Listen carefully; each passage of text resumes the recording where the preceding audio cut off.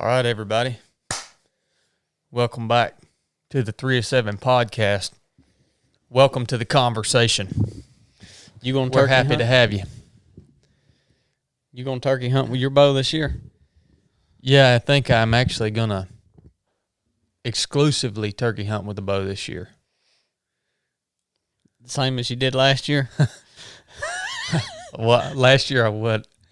I think I had 50% last year. I think I only went turkey hunting twice, and one of the times I carried a bow.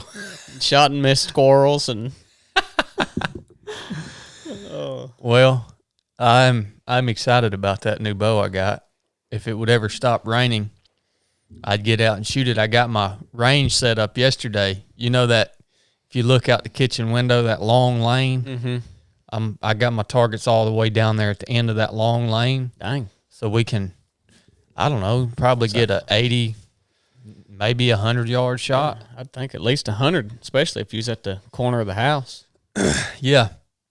HHA sent me all those accessories. Thank you, HHA. I know you listen to the podcast. Do they? I doubt it. Yeah, that new site they got, I told you a little bit about how it worked, and I ain't got it all figured out, but you just you put that sight tape, once you get it sighted in at 20 and 60, then you put the tape on, then your bow is dialed in all the way out to 100 yards. And that's my plan. Son, you might have to get you a darn magnifier on there like you was talking about if you Yeah. don't shoot 100. You're never going to take a 100-yard shot in the woods here where we live. That's just the reality of it with a bow because it's so dense. But I think it would be good to practice at 100 yards. If you could get good shooting there, then that 20-yard or that 10-yard shot. I'd say most of the animals I've ever killed with a bow have been, I can easily say within 20, inside of 20 yards. Yeah. Most of them have been at about 10 yards. Yeah. And that screws me when I'm rifle hunting because when I go out and look for a spot to hunt, I'm so bow hunting minded. I'm always setting up right on top of the animals. And I got a rifle. I'm like, well, heck, now I got this deer or whatever right underneath me. I didn't have to set up here. I could have set up on the other daggone hillside over there and shot this thing from a long ways off and been a lot more comfortable. Yeah. But I do love bow hunting. I forget the title of that book.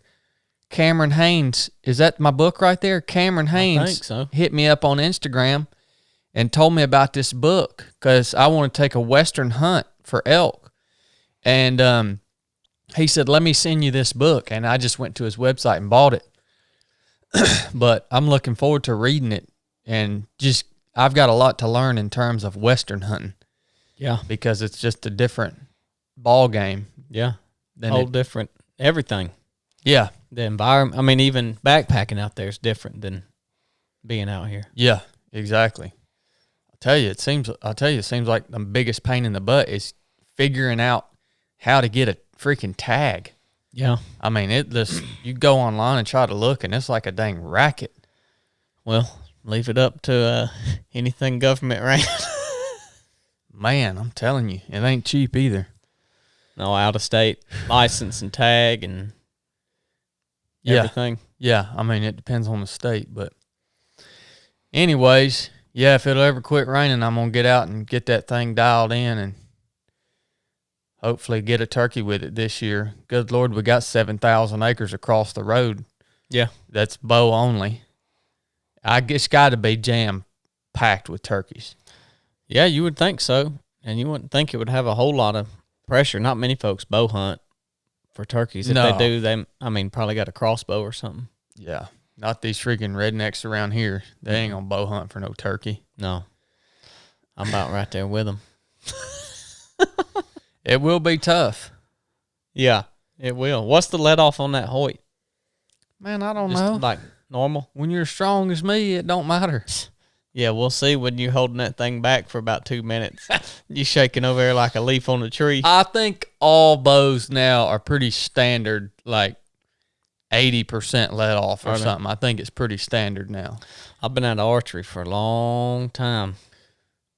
It's one of my favorite things to do when I actually make time to do it. Yeah, I got out here and shot last week sometime, and it was enjoyable. Yeah. Got to get back to the things that you enjoy.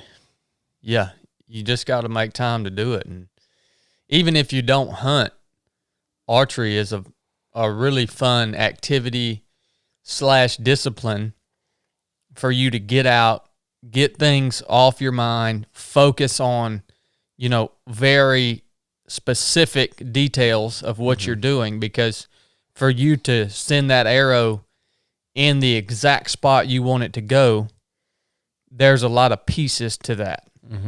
Everything from, the way you draw your bow, your sight alignment, your peep sight, your trigger pull on your release, your follow through with the shot. I mean, anchor point. Yeah, it's there's a lot of pieces to it. So I highly, highly recommend it.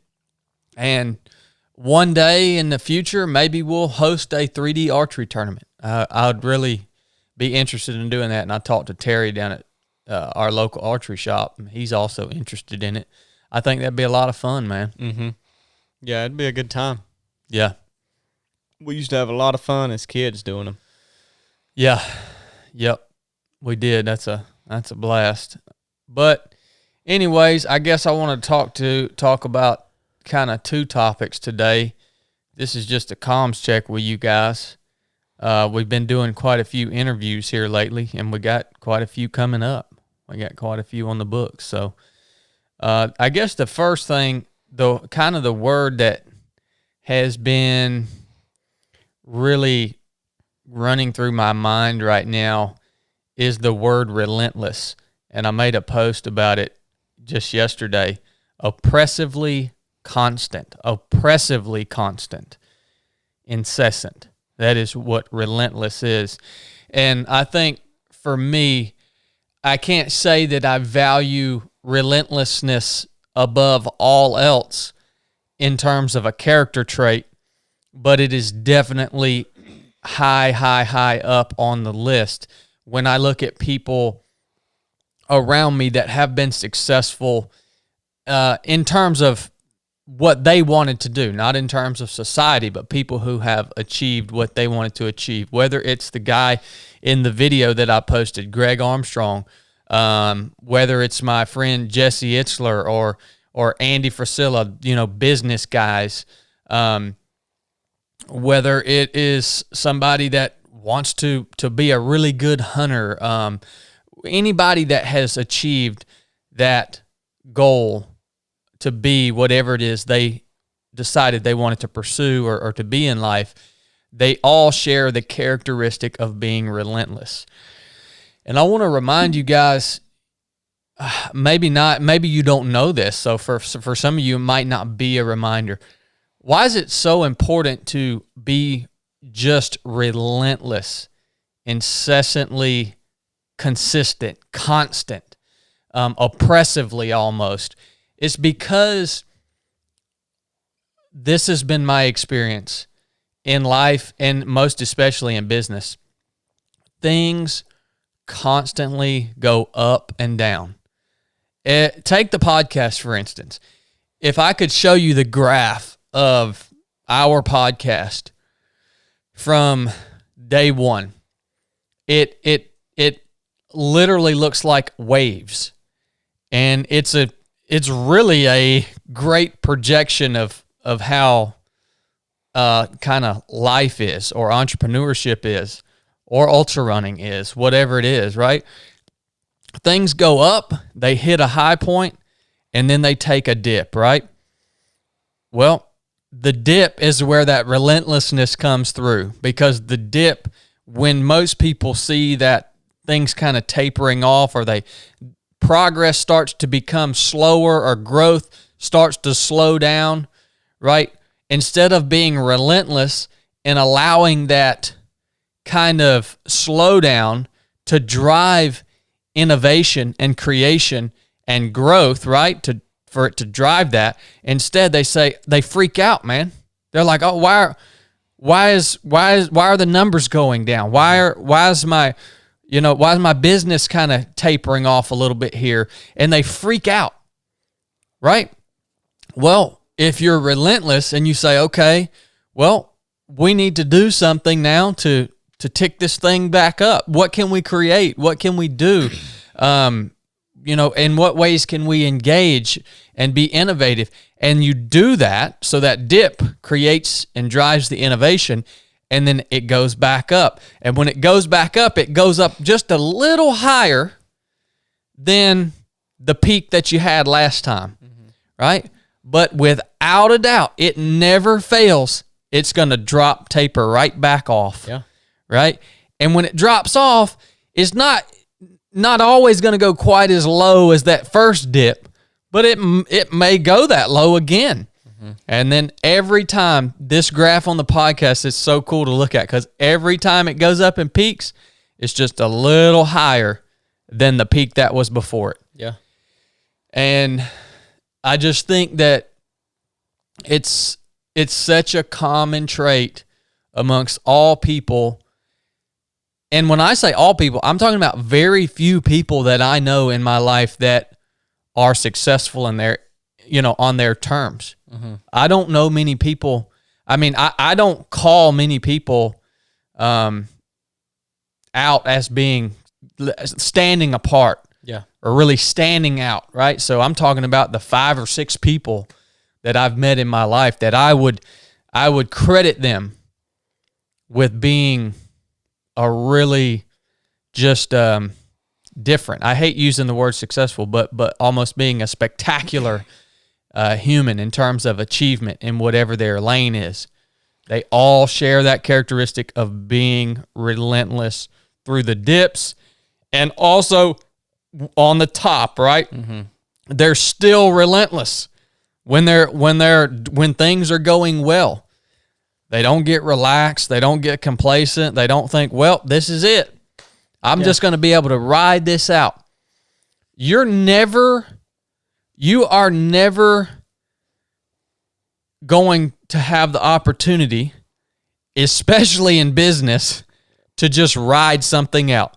You are either pushing forward, developing, becoming better, becoming more innovative, or you are going backwards. You're never going to hit a point to where you're like, okay, I'm comfortable with this. I'm comfortable with the money that's coming in, with the workload, whatever it is. This is where I'm comfortable at. I don't need any more.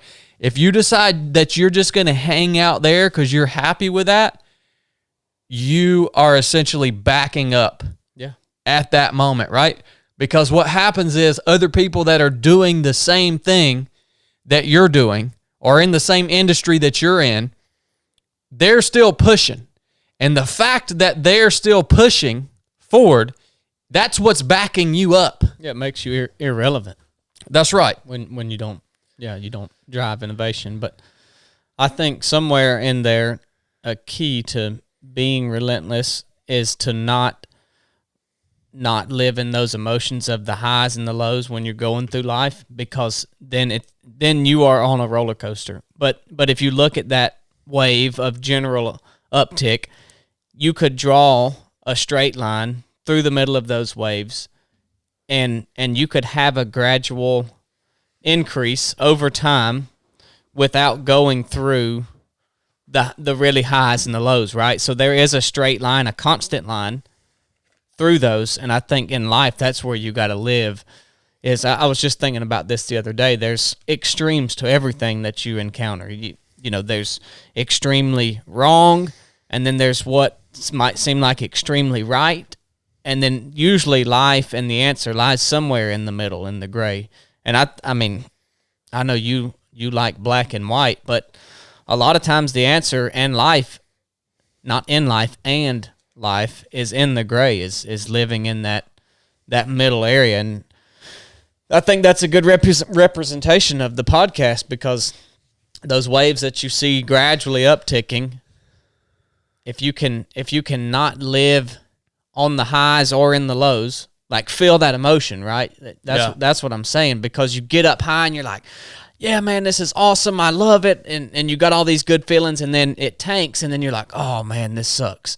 And then you're like, oh, this is awesome. And you can only fluctuate back and forth like that so many times, and you're going to, at least me, and you're going to be like, I'm over this. I need some kind of consistency. That's how I am. And so I try to not really celebrate the highs and not really wallow in the lows, but somewhere in between. Yeah, I agree with you on that. I think you need to capitalize on the highs, right? Yeah. Maximize the potential that's there, because that high is just going to be a short moment. So relatively short. I mean, a high can last, if you're on a high, for me personally, it's like when I win a big race, you know, that's 6 months or so. That you have to, when we're on that, on that peak, right?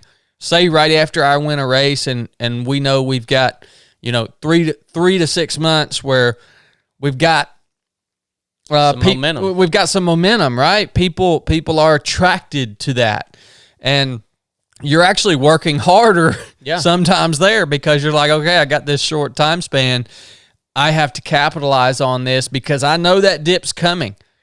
And, you know, I even look at it in terms, and where I can relate to you is in terms of this documentary that is being produced right now.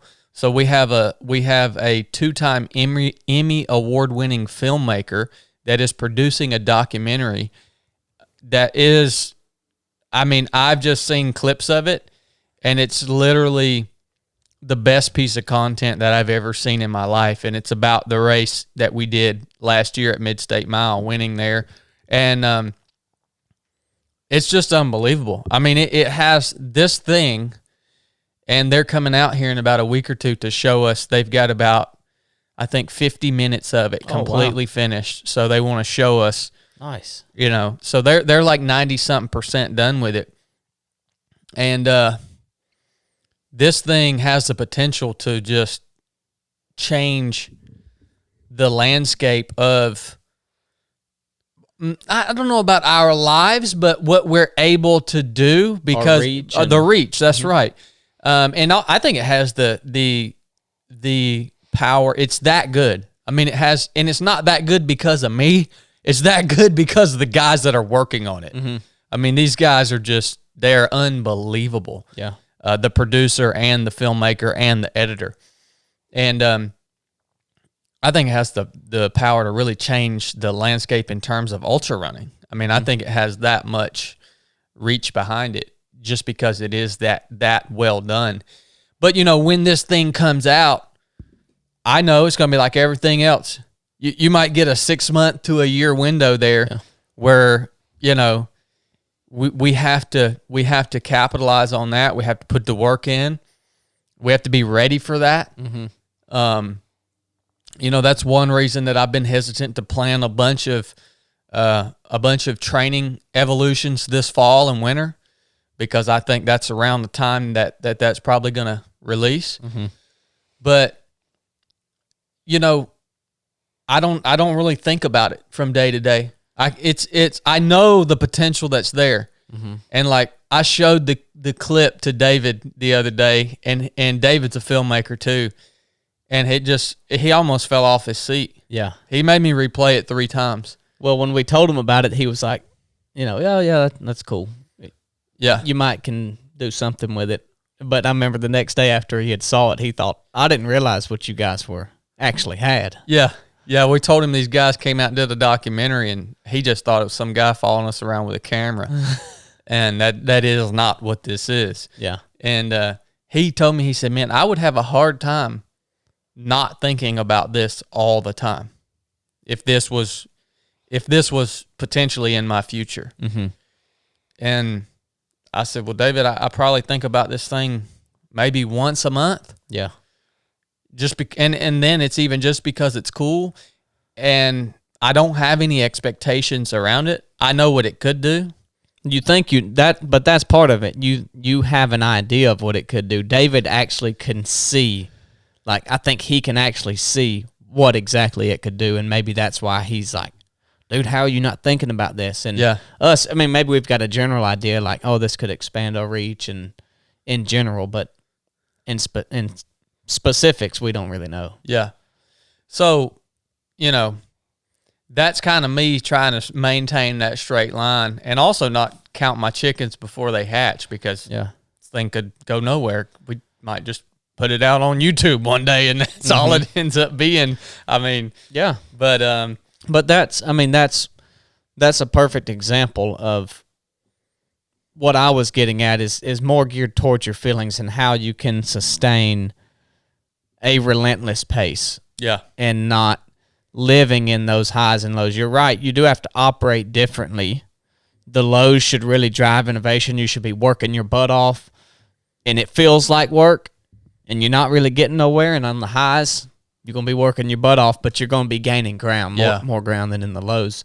So really, it's just the outcome of what you're doing, I think, is a little different. But if you can and not wallow or celebrate and have some sort of middle ground consistency, I think that helps you sustain that relentless long term. Yeah. So that's the pattern of life. Well, especially in our experience with business, that has been the pattern of life. And just wanted to encourage you guys, if you experience that in your own business or your own fitness journey, or even in your faith, that is the standard pattern. Go read the Old Testament. Look how many times civilization rose and fell, rose and fell. The whole, that's what the Old Testament is about. Yep. And I've seen so many people, you know, in terms of faith, it's undeniable. In terms of business, I have seen over the last 2 years, I've only been on social media now, maybe 3 years now. And I've seen so many people that have had an idea that they're passionate about. They stand it up, right?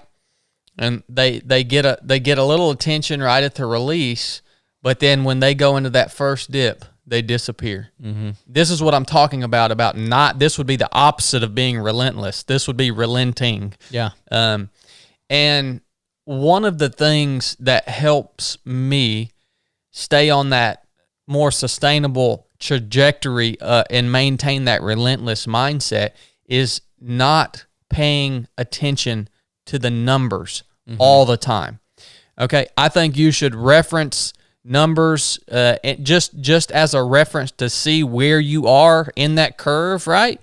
But you cannot get wrapped around the axle on the numbers, the number of likes, the number of views, the number of downloads, the number of whatever it is you have analytics in whatever it is you're doing. I'm sure you cannot get wrapped around the axle on those things, man.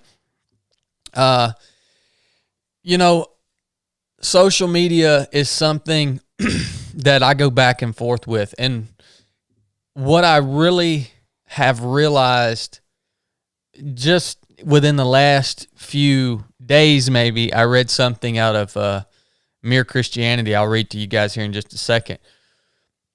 What social media actually, for the most part, is, not completely, but for the most part, for most people on there, it is vanity. Mm-hmm. It is a vanity fair. Yeah. Is all it is. Now, it can be used for good things. Don't get me wrong. But for most people, and especially most influencers, it has nothing to do with helping people. Yeah. All it is vanity. And vanity is pretty closely related to pride. And I read this in Mere Christianity. Let me find where to start. I should have highlighted this. I think that kind of relates to life in general. I mean, you go read in Ecclesiastes, and that's what it starts out. Vanity, vanity, everything is vanity. And essentially talking about how things are vapors and what is the true meaning. I mean, it's a little different, but it's relatable. Yeah, I love this. And C.S. Lewis goes into kind of the difference between pride and vanity here. You'd have to read. There's a whole chapter. The Great Sin is the name of the chapter, and it's all about pride being the great sin. And we think all these other things are more so as such as sexual immorality or drunkenness or lust or whatever it may. But at the end of the day, C.S. Lewis identifies pride as the great sin, and I must agree with him. He says, the more you delight in yourself and the less you delight in praise, the worse you are becoming. And so there's the shift. The vanity is delighting in the praise, right? But it becomes pride when you begin to delight in yourself. Trouble begins when you pass from thinking, I have pleased someone, all is well, to thinking, what a fine person it must be to have done it. Or what a fine person I must be to have done it, right? So it's taking pleasure in yourself versus taking pleasure in the attention or the praise, which is what I'm talking about in social media. That's vanity. When you delight wholly in yourself, you do not care about the praise at all. You have reached the bottom. That is why vanity, though it is a sort of pride, which shows most on the surface, is really less bad and a most pardonable sort of pride. The vain person wants praise, applause, admiration, too much, and is always angling for it. Does that not sound like a perfect description of social media? It is a fault, but a childlike and even in an odd way, a humble fault. It shows that you are not yet completely contented with your own admiration. Yeah. I just thought it was such an accurate description of what happens on social media. You value other people enough to want them to look at you. You are in fact still human. The real black diabolical pride comes when you look down on others so much that you do not care what they think of you. So, social media, man, the numbers, there is so much vanity in the numbers. I don't know if you guys have noticed on my social media accounts, I've stopped responding to comments.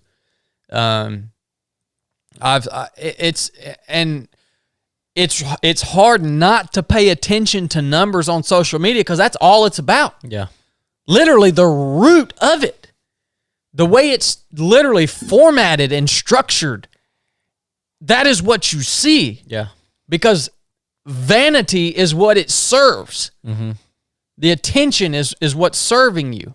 Yeah. I mean, that's why people post things. They don't post things in general because they want to get a message out or they want to help somebody. They want to say, look at me. And usually what you see of someone is just something that they feel like they are not. And they're trying to put it out there to tell you that they are. A lot of times. When you see these good pictures and good posts, that is what that person is actually not. And they're putting it out there because they know they're not that, but they want to be, and they want you to think that they are, and thinks that is going to make them be that. It's at least that's what I think. Well, that's what he just said in that book. It's you not being contented with who you really are. Yeah. Right? Yeah. I think it's good to be content in who you are. Again, the pride comes into play, according to C.S. Lewis, when you are so content or so proud of who you are that you no longer care about any other input, right?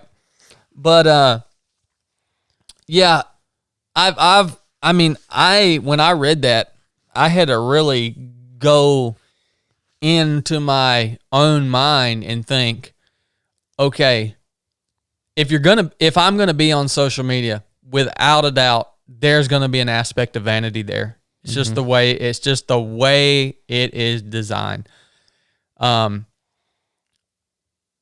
But I had to go into my mind and say, what are my posts portraying? Like, am I putting out things genuinely to help others? The messages that I write, is it genuinely to help people? Yeah. And I have to say 90+% of it is. Mm-hmm. I had to assess myself, and it's like the post I made on Relentlessness. I made that post not for anybody. I wrote that because I figured there was somebody out there that needed to hear that today. Mm-hmm. Become relentless, because if you quit, you neither live nor win. Mm-hmm. And that was my intention behind it. I wish there was a way to put those messages out without having that aspect of vanity attached to it that is almost inescapable on social media. Well, I don't know that you can turn the likes off, but I think there's some way to turn comments off to where people can't comment on your post, but yeah, I don't know that that's worth it. But people always rag, or you, particularly me, about, like my quarterly post. But I in my notes on my phone, I have probably 5 or 6 things, and I will write, whether it's poems or just short things. But I don't always post it just for that reason. Like, a lot of the things I write are for me, but if I write something and I think, sometimes I just get a feeling like, well, maybe this would help somebody, and those are the ones that I post. But it's not that I don't think or don't write them or don't process things, but that helps me to write it. Mm-hmm. And if something sticks out, then I think, this might be good for other people to hear, then that's when I post it. And honestly, I could care less if anybody likes it or not, or comments on it. I mean, it does. You can't argue the fact that, like, you like it when when something gets a lot of attention. That's the way it was designed. Yeah. And so that's how they keep people on there. Yeah, exactly. That's what gets you going and posting more. But I have the same thoughts as you. When I put it out, I try to say, I don't care if anyone likes this or not. I try not to post things. But the thought does come into your mind that I wonder if this is going to get more attention or more appreciation than the other. And I think, because of how it's designed, it's hard not to do things on it without that in your mind. I've had to weigh it in my own life and say, is the value that this brings to people, to the business, to the impact that we can have, to the without it, I mean, it's hard to reach out to people and tell them, like, hey, we've got this training going on, we got this race coming up, we got this video series out, whatever it is, the resources that we're creating to help people, the social media is the conduit to get that word out. One of them, yeah, that's right. And I had to weigh. I have to constantly weigh in my own mind, well, is the ability to use it in that way, does it outweigh the vanity aspect of it? And it does.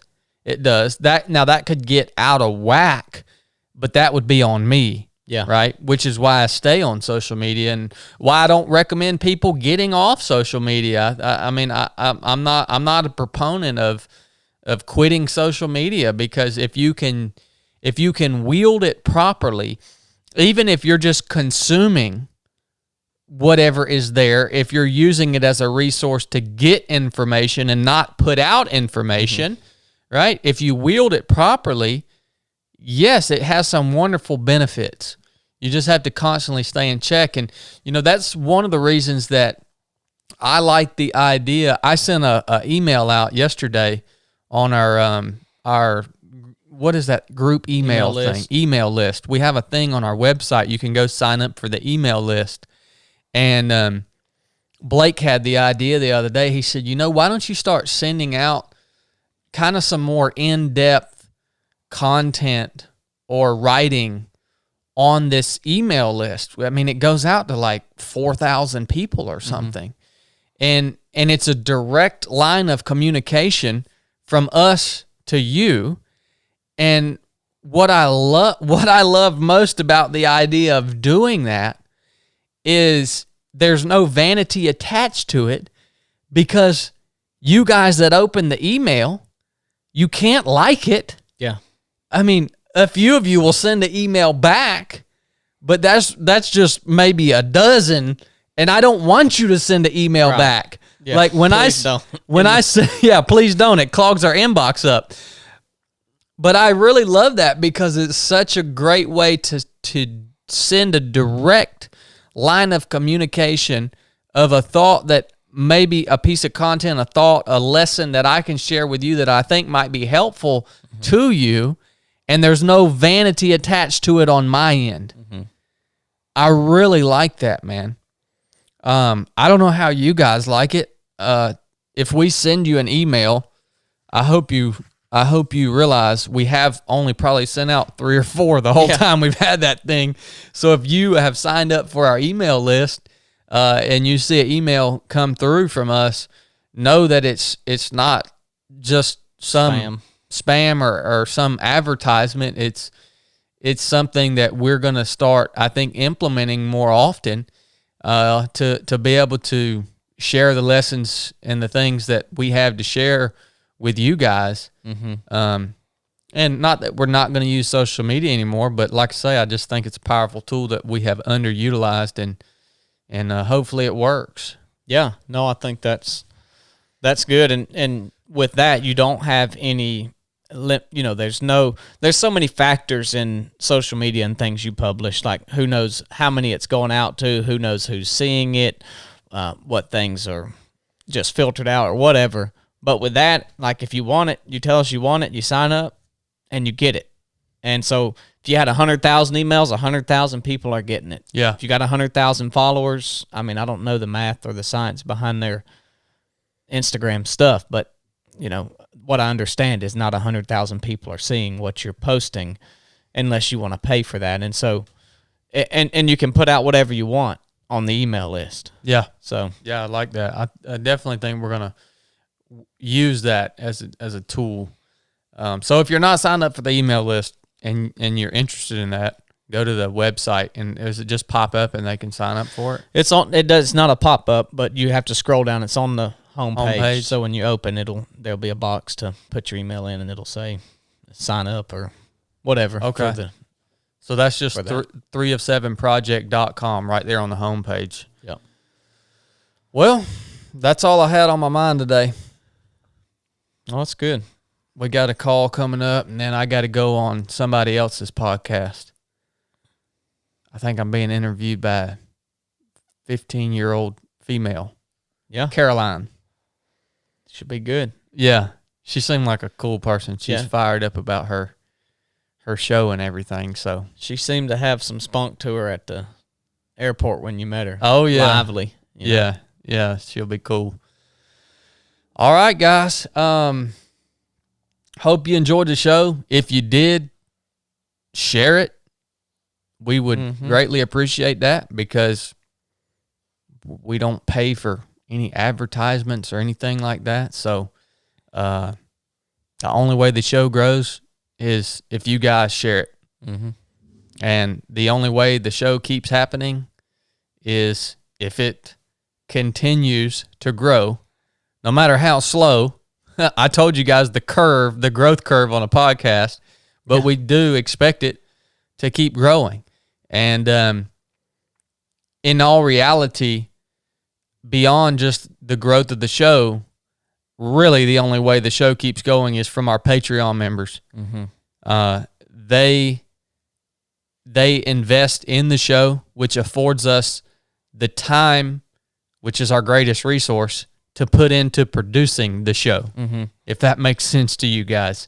Yeah, and I want to say, too, real quick on that, is that there's a few different tiers on there, and I know me, I could think, like, man, $5 a month is, because that's the smallest tier. But really, that's a huge deal to us, even at $5 a month, and that may seem like a lot to you, it may seem like nothing, but I could feel like, they're doing fine. They don't need my $5, but it's a big deal regardless of what tier you're on. So just wanted to say thank you from the bottom to the top, every one of you. Yeah, everybody that signs up to Patreon, it's just it still just blows me away every day. Yeah. I've told the story before. I created that Patreon account just because I had heard of this thing called Patreon. never expecting that anyone would be so generous to help me and my team produce this podcast. And we've probably got we got a ton of people on there that help support the show. And good gosh, man, if Patreon keeps growing, one day the more Patreon grows, the more the podcast grows in terms of content and time we can put into it. Yep. So it's just really, really humbling. I guess I could say, whether it's $5, $10, or $20 a month for you guys that support the show. And we will do our best to keep serving you the best that we can. Love you guys. Enough said.